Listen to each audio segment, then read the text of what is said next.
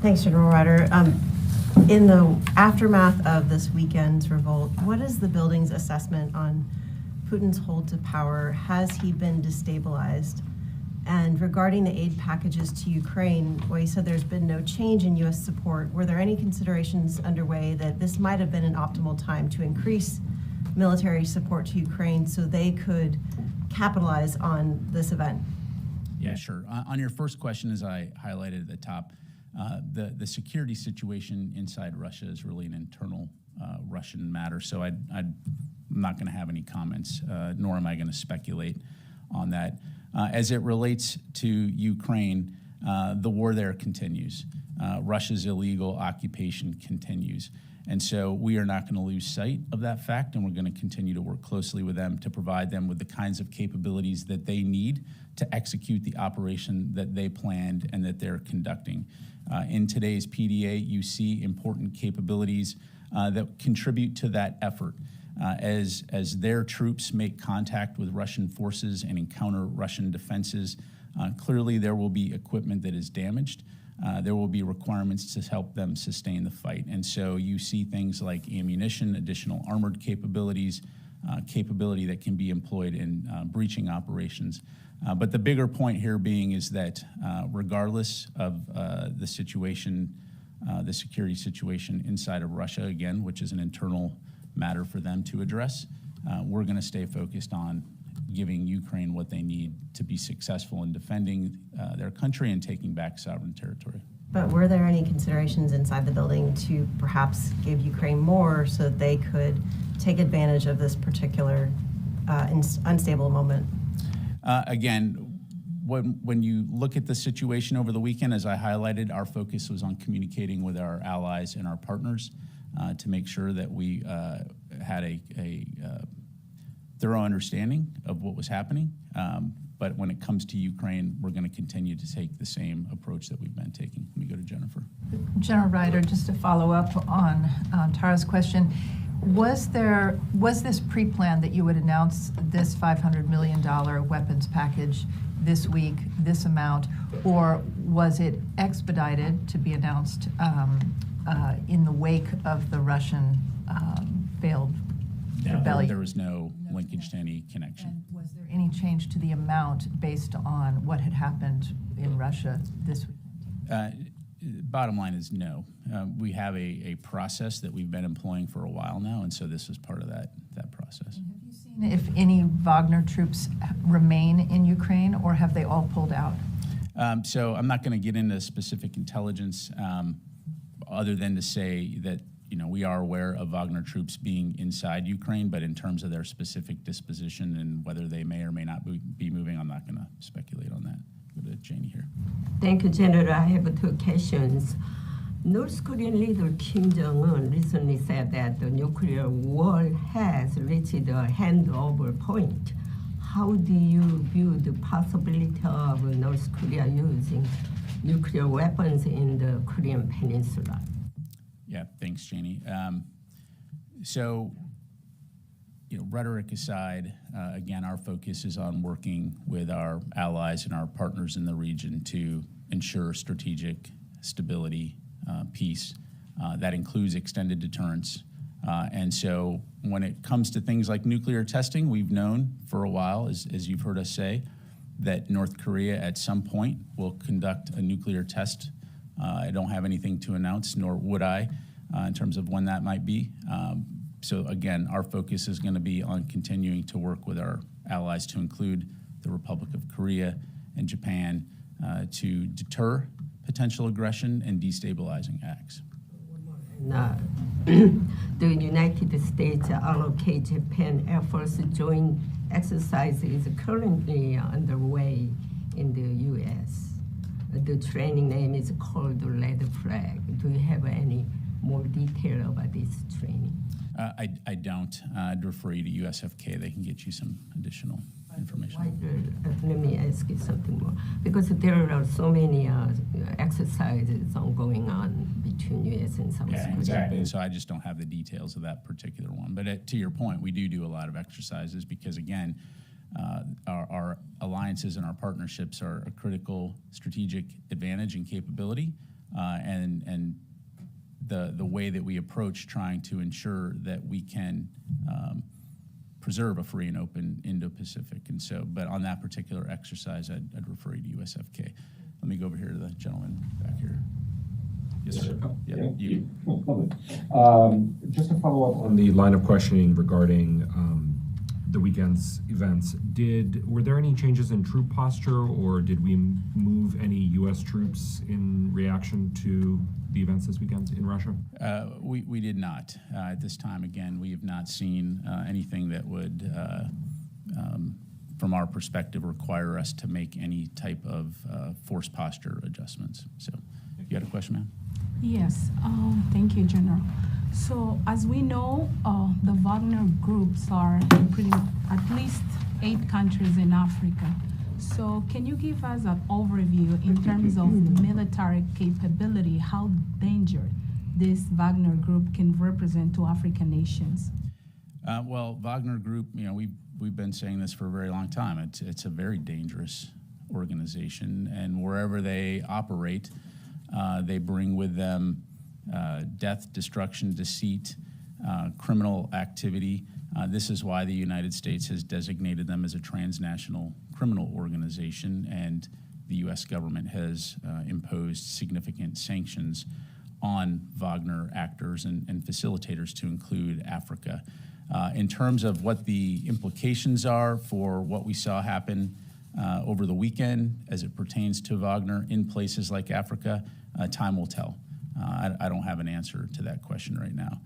But again, the key point here being is that Wagner has been a significant and dangerous actor for a while. So, is the African command basically in Africa working some way with those African nations that the Wagner group are to help those countries? So broadly speaking, like we are elsewhere in the world, U.S. Africa Command is working closely with nations in Africa to focus on security and stability efforts.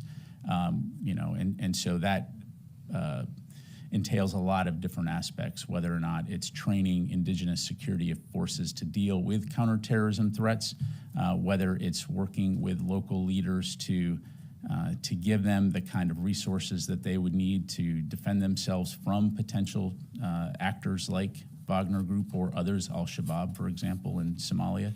And so there's a variety of challenges in Africa that are well known, and African leaders are working very hard to defend their people and their societies. And so we obviously want to work closely with nations that have similar values and shared interests to ensure that we can counter those kinds of threats. Let me move on to some other questions. I'll come back to you. Yes, ma'am. With regard to the Russians' force posture inside Ukraine, have you seen any significant changes to maybe compensate for Wagner pulling out in some areas? And then with regard to F-16s, do you have any update on the training timeline for that? You said, I believe, that Denmark had requested permission from the U.S. to begin that. Yeah. In terms of Russian forces, I appreciate the question. I don't want to get into an intelligence briefing from the podium here, other than to say Russia continues to occupy territory inside Ukraine. They continue to maintain defenses to try to prevent Ukraine from taking back their sovereign territory. And so no indication that they are willing to give up that fight and move back into Russia. So again, our emphasis will be on helping Ukraine have the capabilities they need. On that note, on the F-16s, I don't have any updates to provide. As I mentioned previously, Denmark has submitted a third-party transfer request requesting permission to conduct F-16 training for Ukrainians. That has been received by the State Department. It's under review. Certainly when we have an update to provide, we will. We are all committed to providing Ukraine with the training that it needs, both in the near term and the long term. And so this will be something that we'll continue to keep you posted on. How long that will be under review? How long the process usually takes? I don't have that in front of me, so I don't want to speculate on that. Let me go to the phone here real quick. Let me go to Howard Altman, Warzone. Thanks, Pat. A couple questions. First, on Prigozhin in Belarus. Is there any concern from the Pentagon that Prigozhin might create some kind of attack on Ukraine or create other trouble while he's in Belarus? The second question is on the armor. Is this additive? Is it replacement? And have you seen any strikers destroyed in Ukraine? Thanks. Yeah, thanks. So just kind of working backwards there, Howard. What I'm not going to do is battle damage assessment for the Russian military from the podium here. So I'm not going to get into Ukrainian capabilities and their status on the battlefield. The capabilities that we are providing them, we've said this before, is that we're very focused on enabling their sustainment and their maintenance of this fight. And so, as I highlighted earlier, in the midst of combat, one can expect that equipment will be damaged, that equipment will be destroyed. It is a fight, and it is a hard fight. And so by us providing additional armor capabilities, additional ammunition, additional breaching capabilities, that's all meant to enable them to sustain this fight that they find themselves in. Related to that, because it's also important to understand that just because something is damaged means it's out of the fight.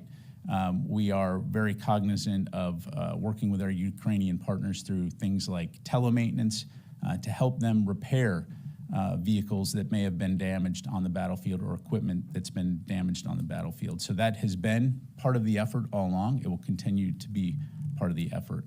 And then your first question, as it pertains to Prigozhin and Wagner Group, and will they do something inside of Ukraine? Look, again, I'm not going to speculate.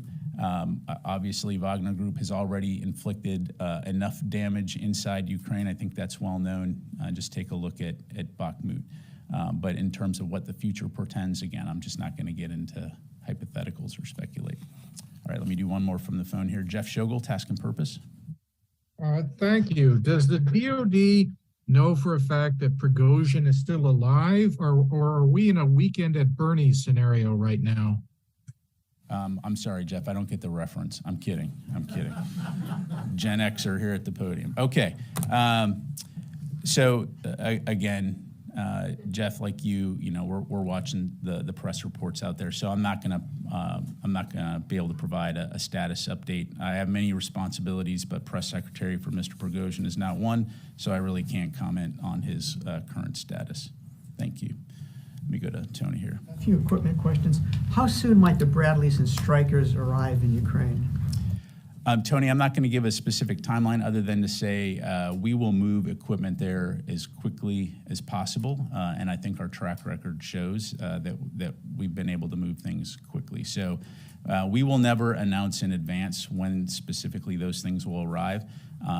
They will appear on the battlefield quickly. Status on the M1A1 for refurbishments. Can you give us a sense of how many of the 31 have been refurbished to date? And is there a possibility they may arrive sooner than September? I cannot give a status update on individual tanks at this time, other than to say that, again, we're committed to getting them there before the end of the year. I think we've talked about in the fall timeframe to deliver those tanks. In the meantime, training does continue at Grafenwehr, and so, again, we'll keep you posted. One thing we will not do, kind of to my earlier comments, we will not announce, hey, the tanks are going to be delivered on this date at this time, as you know. But we understand there's a lot of interest in that, and so we'll keep you posted. There's no acceleration. You don't see them coming. This is already an acceleration, right? I mean, originally when we had announced the M1A2 variant, we were looking at a longer timeline. So by going this route with the M1A1, refurbishing them, putting them into a variant that will meet Ukraine's battlefield needs, this was already an acceleration of the process. And then by doing the training concurrently with some training tanks, the idea is that when those tanks are refurbished, when the training is complete, the maintainers are trained, we can marry them up and get them into Ukraine sooner rather than later. One more equipment question. What's the status of the PDA for Taiwan that the Secretary alluded to like a month ago that you were still working on? And Yeah. where's it headed? Yeah, so I don't have an update to provide at this time in terms of the timing. Again, as you highlighted, the Secretary did indicate that that's something that we are working towards, but I'm not going to put a timeline on today. Or is it still in the discussion phase? Yeah, I don't want to speculate from the podium here. We'll keep you posted. Thank you very much. Let me go back here to Ro. Yeah, thank you very much. One question from Taiwan. Last week, the U.S. National Security Cutter transited the Taiwan Strait a day after Secretary Blinken's visit to Beijing. I wonder why the U.S. deployed a U.S. Coast Guard ship instead of destroyer or cruiser at this time.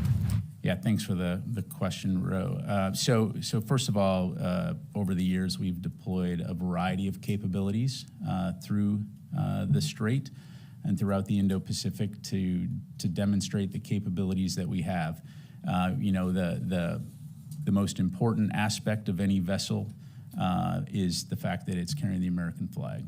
Okay, so I don't know that I would read into the particular type of platform. And as the son of a proud coastie, I think that the U.S. Coast Guard is a fantastic service, and that their vessels are just as powerful and also signal U.S. commitment in the region, as well as any other vessel that we sail. So, yes, ma'am. So earlier this month, the U.S. was concerned that North Korea was planning to deliver more artillery equipment to Russia. Have you seen the DPRK trying to move weapons to Russia since all of this happened with the Yeah, I don't have anything new to provide on that front beyond what we provided previously. You haven't seen any talks, no movement between the two companies? I don't have anything new to provide. Thank you. Yes, ma'am. Thanks so much, General. According to the Japanese government, US and Japan hold extended deterrence dialogue (EDD) from yesterday to today in the US. And separately, US and ROK have established new nuclear consultative group under the Washington Declaration. And my question is, what do you think of the possibility of creating a new trilateral mechanism among US, ROK, and Japan on extended deterrence specifically? Sure.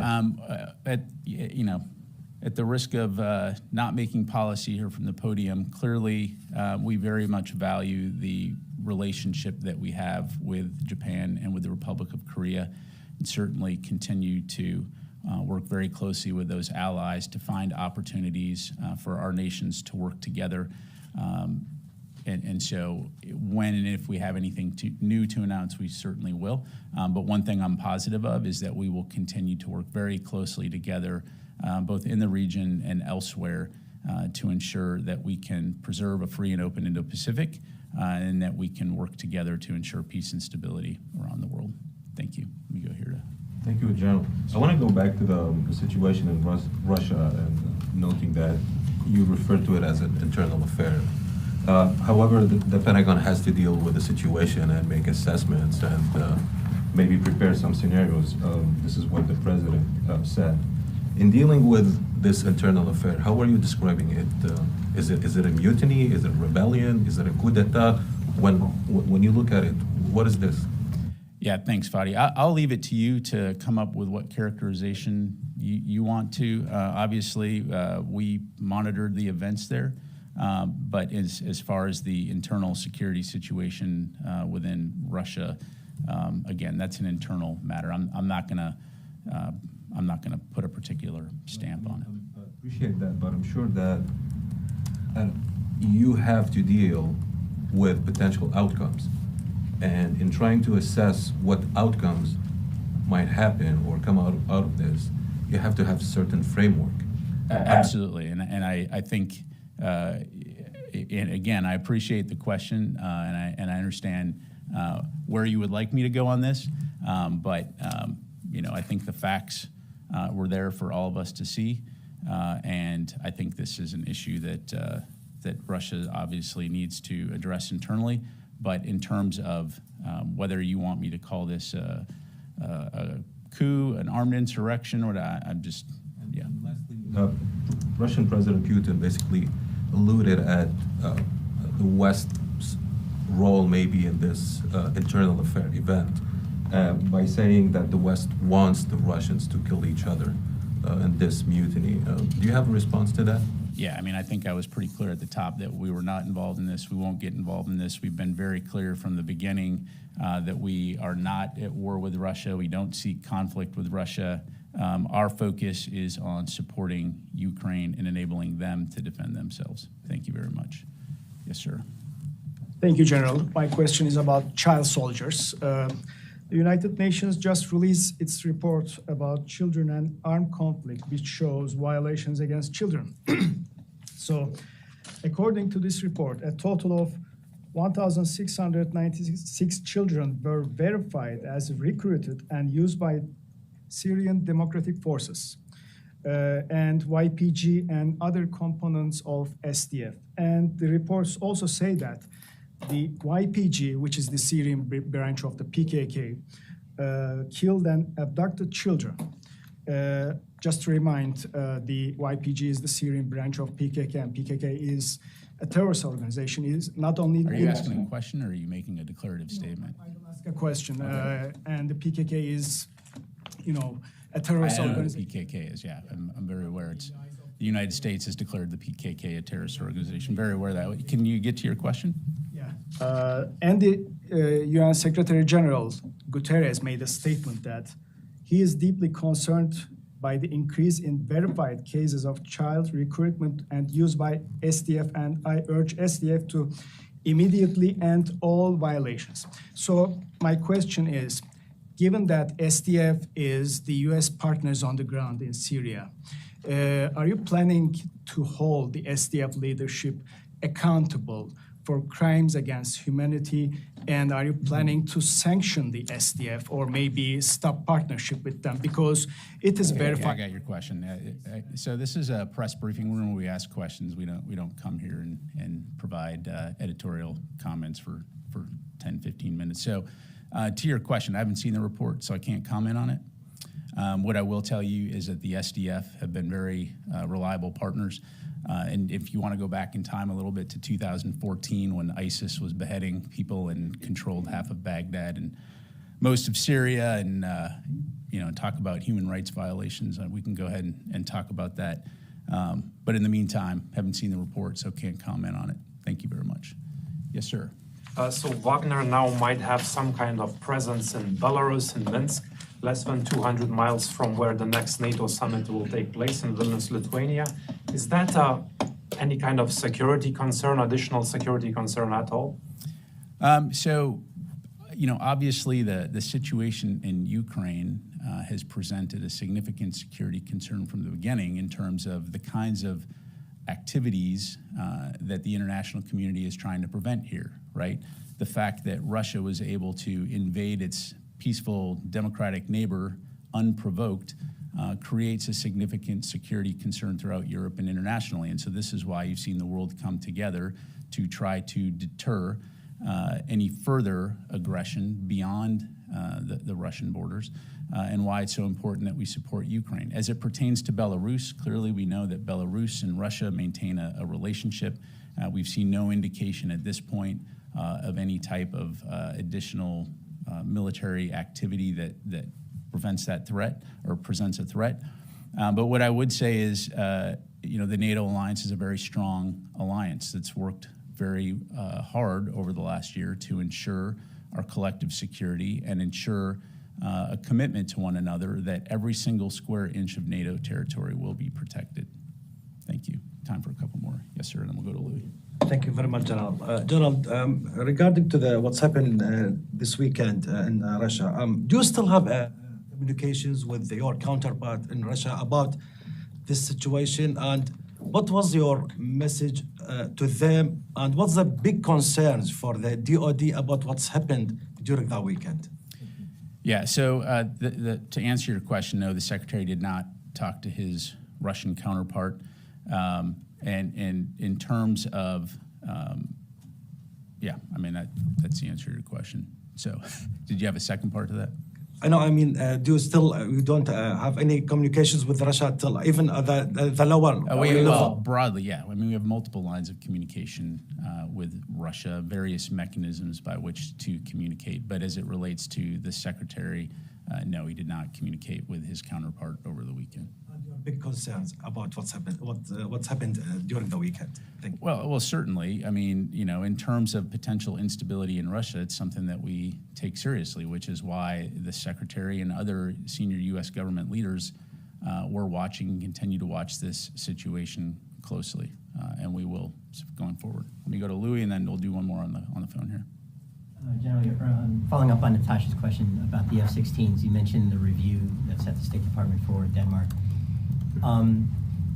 What are the next steps after that? Should that be approved? And does the Netherlands have to undertake the same approval?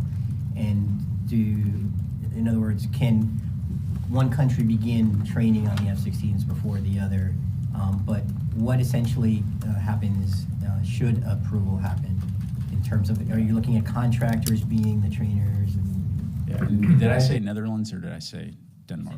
I mean, but the Netherlands is also correct. So right. So exactly. So the Netherlands and Denmark have volunteered to take the lead when it comes to putting together this program, and so they're going through that process right now of identifying and putting those kinds of details together in terms of what that training pipeline will look like. So in terms of considerations like basic flying training, language training, since English will be a requirement to fly the F-16, and then where that training will actually occur. And so those are all details that the Danes and the Dutch are working through right now. In terms of the third-party transfer request, again, I'm not going to put the cart before the horse here and speculate in terms of timing, but you've heard the U.S. say that we are committed to supporting this program. And so we'll continue to work with Denmark and the Netherlands and other partners who have agreed, allies who have agreed to support this program to ensure that it's successful. And we'll certainly keep you updated as more information becomes available. Okay, let me go, last question, Jeff Selden on the line. General, thanks very much for doing this. Wanted to follow up a little bit on Wagner and Africa. To what extent is the Pentagon concerned about, or maybe even starting to see a possible domino effect with a weakened Wagner group leading to additional instability in the places it's inserted itself in Africa? And then also, while events were unfolding with Wagner, Prigozhin, and the aborted run on Moscow, were there any attempts by the Pentagon to contact China's military? And if so, was there any response? Yeah, thanks, Jeff. So you may not have heard my comments earlier about Africa, but the bottom line is, in terms of the potential implications for Wagner Group in Africa, that's something that we'll continue to keep an eye on. We've said for a while that they are a destabilizing influence in that region and certainly a threat. Which is why they've been declared a transnational criminal organization, and the United States government has imposed sanctions on actors who are facilitating or also a part of the Wagner Group. In terms of China, again, I don't have anything new to announce in terms of outreach to China. Certainly, we continue to advocate for keeping the lines of communication open, and we'll actively continue to do that. Thank you very much, everybody. I appreciate it.